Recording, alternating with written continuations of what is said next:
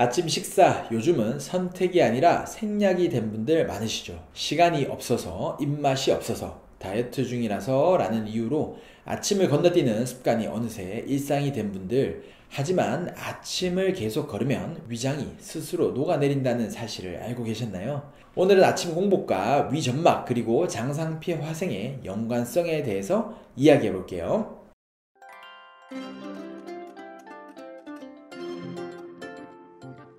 원장님, 아침을 걸으면 위가 녹는다는 말이 좀 무섭게 들리는데요. 정말 아침을 안 먹는 게 그렇게까지 위에 나쁜 건가요? 조금 자극적으로 들리지만 실제로 맞는 표현이 될 수도 있어요.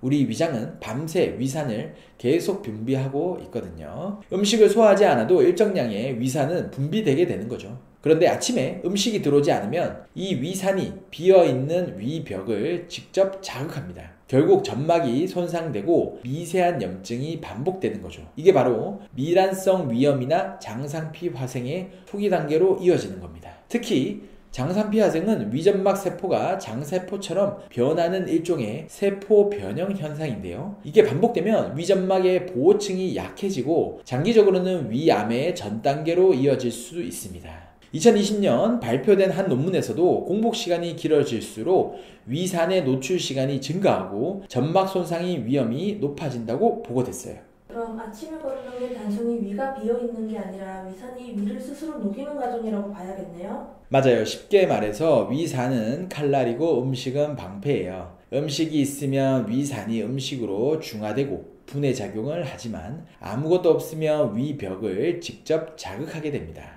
위점막은 점액으로 보호되어 있지만 이 보호층은 위산 자극이 반복되면서 얇아지게 되는 거죠. 그때부터 속쓰림이나 공복 시의 통증, 입냄새, 트림 같은 증상이 나타날 수 있습니다. 특히 장상피 화생 환자분들은 이미 점막이 얇고 재생력이 떨어져 있어요. 이 상태에서 아침을 걸으면 회복될 틈도 없이 계속 손상을 입게 됩니다. 2021년 한 저널에 실린 연구에서도 불규칙한 식사와 특히 아침 결식이 위점막 위축과 장상피 화생의 위험을 1.6배 높인다고 발표했어요. 요즘은 다이어트나 간헐적 단식 때문에 일부러 아침을 안 먹는 분들도 많잖아요. 그분들은 어떻게 해야 하나요? 그 부분이 참 중요해요. 간헐적 단식은 혈당 조절이나 체중 감량에 도움이 되지만 위장 기능이 너무 약한 분들에게는 오히려 역효과가 납니다. 특히 담적이 있거나 위장이 차고 소화가 더딘 체질은 공복이 길어질수록 위산 분비는 더 늘어나고 점막은 더 손상되게 되는 거죠. 한의학에서는 이런 상태를 위기허한이라고 해요. 즉 위의 에너지가 약하고 냉한 상태에서 공복이 길어지면 기운이 더 떨어지고 담적이 쌓이면서 위장의 순환이 막힙니다. 이때 체중이 일시적으로 줄어드는 것처럼 보여도 실제로는 위의 운동력이 떨어져 소화력 저하형 체중 감소가 되는 거예요. 결국 단식으로 얻는 감량 효과보다는 잃게 되는 위장의 건강의 대가가 더 클 수 있습니다. 그럼 속이 예민한 사람이 아침을 꼭 챙겨야 한다면 어떤 음식이 좋을까요? 아침에 입맛이 없는 분들이 많아요. 그럴 땐 위가 좋아하는 음식을 선택해야 되는데요. 첫 번째는 따뜻한 죽이나 미음이 좋습니다. 부드럽고 따뜻해서 위벽을 감싸주고 위산의 자극을 줄여줍니다. 두 번째는 삶은 달걀이나 두부, 즉 단백질이 부드럽게 들어가는 식단이 좋습니다. 단백질은 위점막 재생에 필요한 아미노산을 공급해줍니다. 또한 아침 공복에 물 한 잔을 천천히 마시는 것도 중요해요. 물은 위산 농도를 완화시켜서 점막을 보호하는 데 도움이 됩니다. 2019년 발표된 한 연구에 따르면 아침 식사 전에 200ml의 미온수 섭취가 위점막 혈류를 개선하고 위 통증을 완화시킨다고 보고되었어요. 장상피 화생이 이미 진행된 사람들도 아침 식사만으로 회복될 수 있을까요? 좋은 질문이에요. 장상피 화생은 손상된 점막이 장세포로 바뀐 상태이기 때문에 완전히 원상태로 되돌리긴 어렵습니다.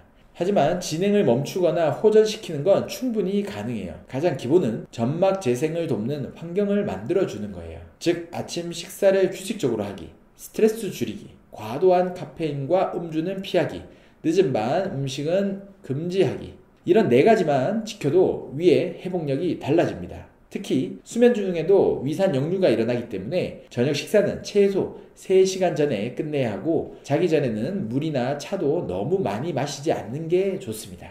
한의학적으로는 공진단, 육군자탕, 향사평이상 같은 처방이 위장의 기운을 보호하고 담적을 풀어서 점막 회복을 돕는 역할을 합니다. 이런 처방은 위의 에너지, 즉 비위의 기운을 끌어올려서 손상된 점막이 다시 재생할 수 있는 힘을 만들어주는 거죠.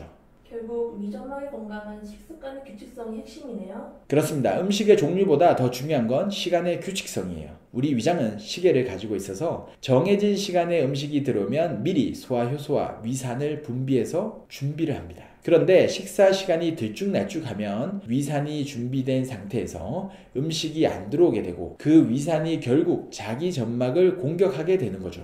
이게 반복되면 미란성 위염에서 위축성 위염 그리고 장상피 화생으로 이어집니다.